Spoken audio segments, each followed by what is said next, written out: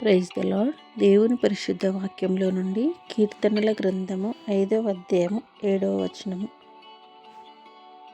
నేనైతే నీ కృపాతిశయమును బట్టి నీ మందిరంలో ప్రవేశించెదను. నీ ఎడల భయభక్తులు కలిగి నీ పరిశుద్ధాలయం దిక్కు చూచి నమస్కరించెదను. యెహోవా, నా కొరకు పొంచి ఉన్న వారిని బట్టి నీ నిత్యానుసారంగా నన్ను నడిపింపుము. నీ మార్గమును నాకు స్పష్టంగా కనపరచుము. వారి నోట యథార్థత లేదు, వారి అంతరంగమందు నాశనకరమైన గుంట, వారి కంఠము తెరిచిన సమాధి. వారు నాలుకతో ఇచ్చకములాడుదురు. దేవా, వారు నీ మీద తిరుగుబడి ఉన్నారు. వారిని అపరాధులనుగా తీర్చుము. వారు తమ ఆలోచనలలో చిక్కుబడి కూలుదురుగాక.